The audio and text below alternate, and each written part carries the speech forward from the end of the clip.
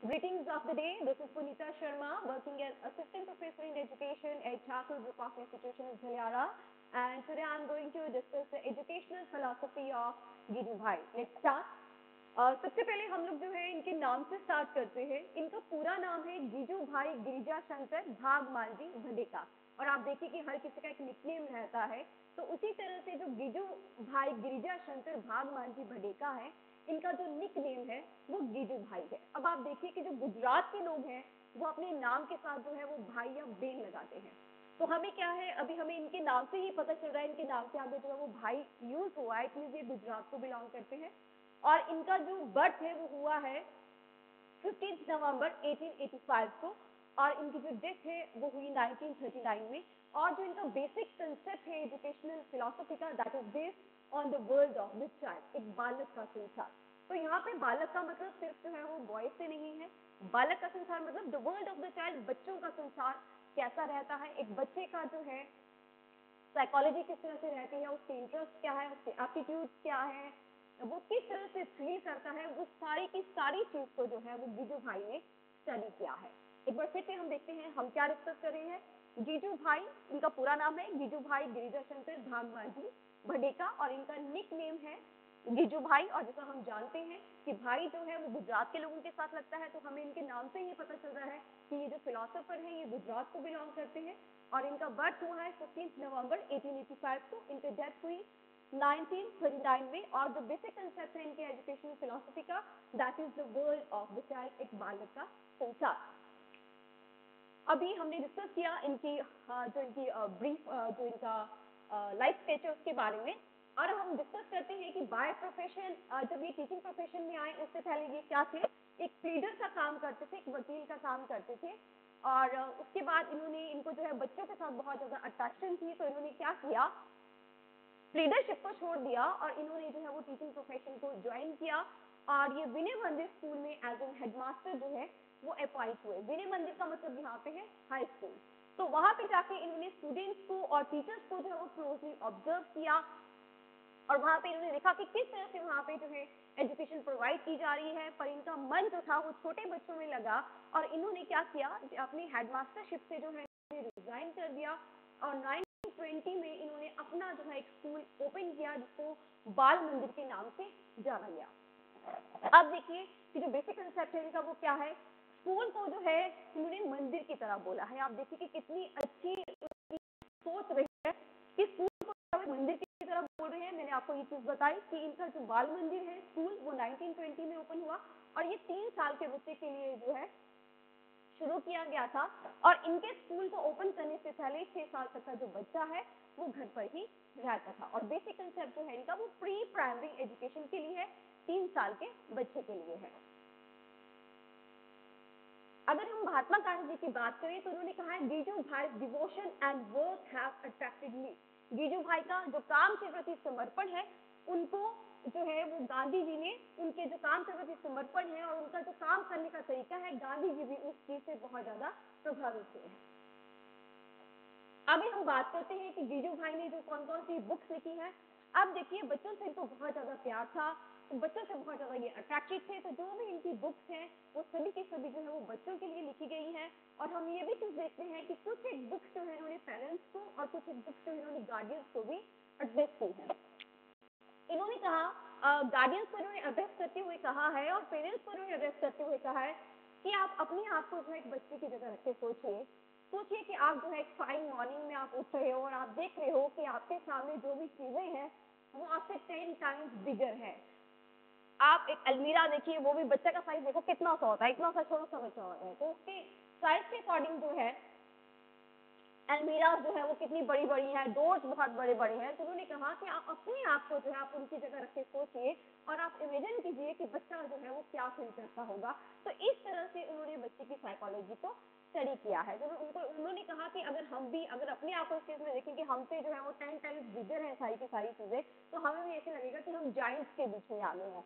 तो सेम जो है बच्चा भी इसी तरह से फील करता है कि बच्चा जो है वो भी जाइंट्स के बीच में आ गया है। उन्होंने कहा कि बच्चा जो है, पेरेंट्स का बिहेवियर जो है वो भी बच्चे के लिए बहुत अच्छा नहीं रहता है, क्योंकि कई बार पेरेंट्स क्या करते हैं कि अगर हम कोई टॉय लेके आते हैं, फॉर एग्जांपल हम अपनी ही बात करते हैं, तो हम क्या कर रहे हैं, हम टॉय लेके आ रहे हैं, हमें लगता है कि बच्चा इसको तोड़ ना दे या कुछ, हम ऊपर उठा के रख देते हैं। अगर पानी से बच्चा खेल रहा है तो पेरेंट्स क्या करते हैं, उस पानी से वहां से बच्चे को हटा लेते हैं। मीन्स वो बच्चा जो है वो चीजों को एक्सप्लोर करना चाहता है, पर पेरेंट्स को लगता है कि यहाँ पे जो है वो सारा मैसी हो जाएगा, सारी चीजें खराब हो जाएंगी, इस वजह से क्या है बच्चे को वहां से हटा लेते हैं। तो गीजू भाई ने इस चीज को जो है वो एड्रेस किया है और कहा है कि आप देखिए कि जो बच्चा जो है वो खुद से पानी पीने के लिए भी कैपेबल नहीं होता है, तो उसकी जो है वो उस टाइम जब पेरेंट्स का बिहेवियर उसके साथ ऐसा रहता है, तो वो बच्चा जो है वो उस टाइम क्या फील करता होगा।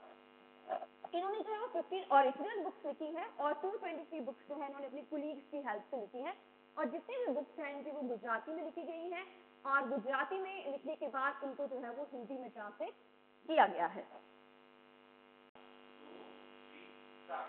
Okay, some of the well known books of Giju Bhai are, गीजू भाई ने जैसे कि हमने डिस्कस किया कि 15 ओरिजिनल बुक्स लिखी हैं और 223 बुक्स उन्होंने अपनी कुलीग्स की हेल्प से लिखी है, और कुछ एक फेमस बुक्स के नाम जो है अभी यहाँ पे मेंशन किए गए हैं। फर्स्ट वन इज भूत का भाई। अब आप देखिए कि जो बुक्स के टाइटल है वो भी बच्चों को एल्योर कर रहे हैं, अट्रैक्ट कर रहे हैं। जो बुक्स लिखी गई है, आपको पहले भी ये चीज मैंने डिस्कस की कि जो है वो बच्चों के लिए लिखी गई है, तो आप देखिए कि जो बुक्स के टाइटल है वो भी कैसे हैं, बच्चों को अट्रैक्ट करने वाले हैं। भूत का भाई, नानी के घर जाने दो, बुढ़िया के 23 बच्चे, मेंढक की शादी, नाई और पूछ कटा भाग, ऊंट के पैर सड़े।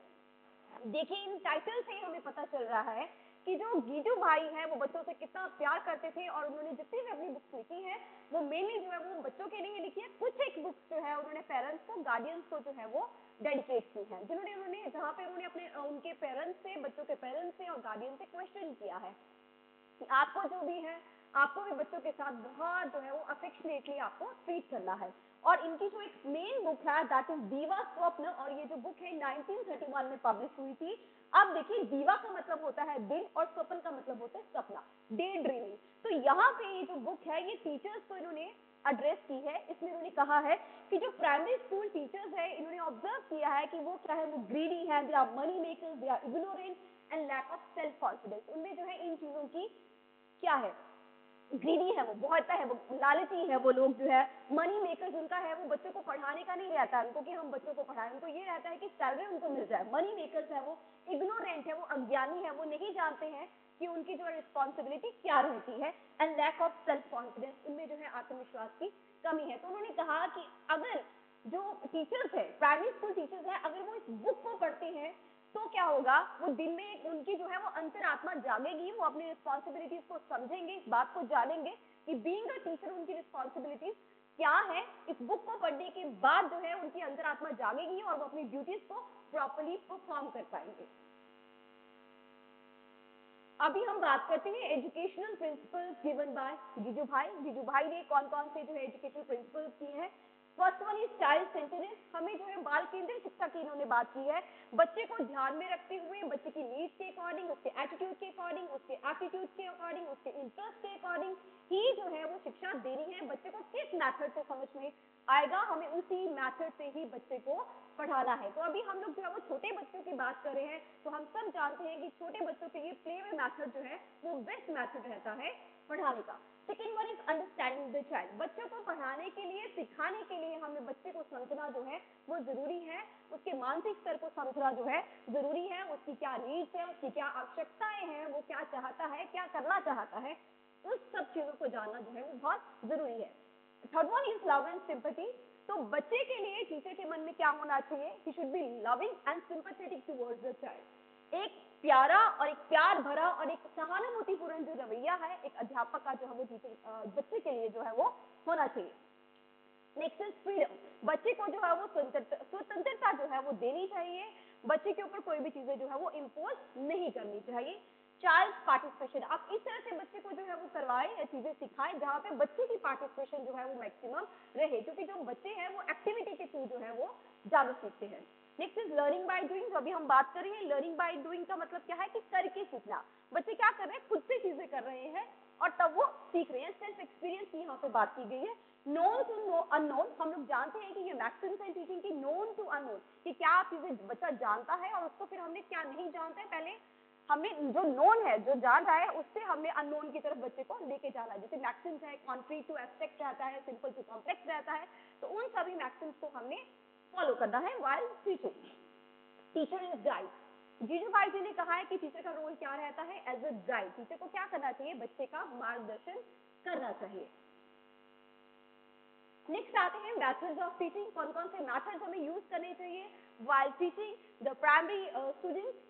Reading before writing. अब देखिए, अगर हम लोग लैंग्वेज स्किल्स की बात करते हैं, बच्चे को लैंग्वेज सिखाने की बात करते हैं, तो 4 स्किल्स की बात यहाँ पे की जाती है, listening, speaking, reading and writing. सबसे पहले बच्चा क्या करता है, लिसनिंग करता है, फिर स्पीक आउट करता है, फिर रीडिंग करता है, फिर राइटिंग करता है। तो गीजू भाई है, उन्होंने भी यही बात की है कि पहले क्या करवाना है, अपने बच्चे को रीडिंग करवानी है, और उसके बाद बच्चा जो है वो राइटिंग की तरफ जाएगा। फिर क्या है, आपने बच्चे को लाइन्स लगानी सिखानी है, जैसे स्लैंटिंग लाइन्स होती हैं, स्लीपिंग लाइन्स होती हैं, स्टैंडिंग लाइन्स होती हैं, तो ये सारी लाइन्स हम बच्चे को सिखाएंगे। फिर है होल्डिंग पेन। फिर हमने बच्चे को क्या सिखाना है, अगर हम राइटिंग स्टार्ट कर रहे हैं तो हमने बच्चे को पेन होल्ड करना सिखाना है। अब आप देखिए कि अगर कोई छोटा बच्चा होगा, अगर आप उसके पास पेन देंगे तो वो इस तरह से पेन को पकड़ेगा। तो टीचर की क्या ड्यूटी बनती है कि सबसे पहले हम उसे पेन को होल्ड करना सिखाएं जब हम राइटिंग स्टार्ट कर रहे हैं। उसके बाद आता है हमारा डिक्टेशन। बच्चे की डिक्टेशन लेना, जिसको श्रुत लेख बोलते हैं, वो भी लेना जरूरी है। इससे बच्चे की स्पीड और एक्यूरेसी बनती है जब वो राइटिंग करता है। और ड्राइंग, बच्चे को आप क्या है, आप पेपर दे सकते हो, पेन दे सकते हो, डिफरेंट तरीके से बच्चा जो है वो ड्रॉ करे, अपनी फीलिंग्स को जो है वो डिपिक्ट करे। पोएट्री बच्चे को करवानी चाहिए, और पोएट्री के लिए जीजू भाई जी ने बोला है कि क्या करना चाहिए हमें, पोएट्री का हमें बच्चों को मीनिंग बताने की जरूरत नहीं है। पोएट्री किसके लिए है, इंजॉयमेंट के लिए है। तो बच्चे को पोएट्री आप रिसाइट करो ताकि बच्चा जो है वो उसको इंजॉय करे। Geography by using globe. अगर आप बच्चे को ज्योग्राफिकल कंडीशंस के बारे में बता रहे हो, ज्योग्राफी के बारे में अगर आप बता रहे हो, तो आपको ग्लोब यूज करना है।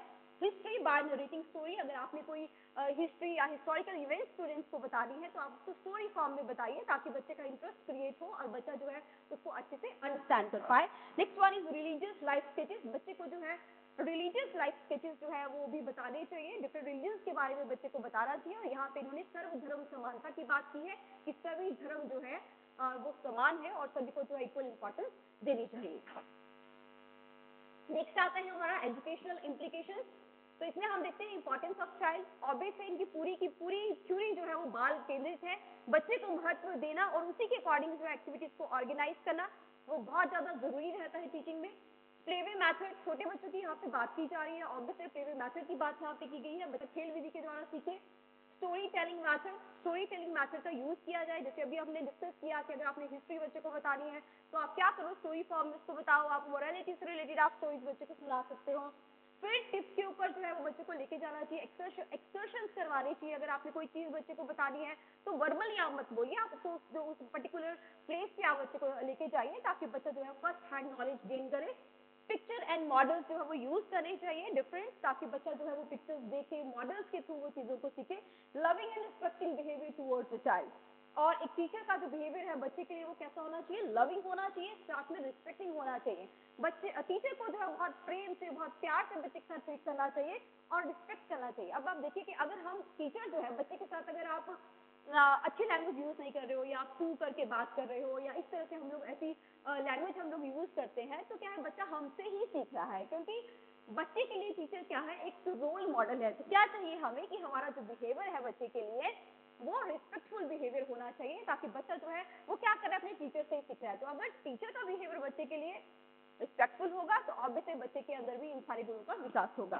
कंसर्न फॉर चाइल्ड इंडिविजुअलिटी, और ये चीज बहुत इंपॉर्टेंट है कि हर कोई बच्चा जो है वो अलग है। इंडिविजुअल डिफरेंसेस का भी जो है वो टीचर को पता होनी चाहिए और उसी के अकॉर्डिंगली जो है बच्चे को टीच करना चाहिए।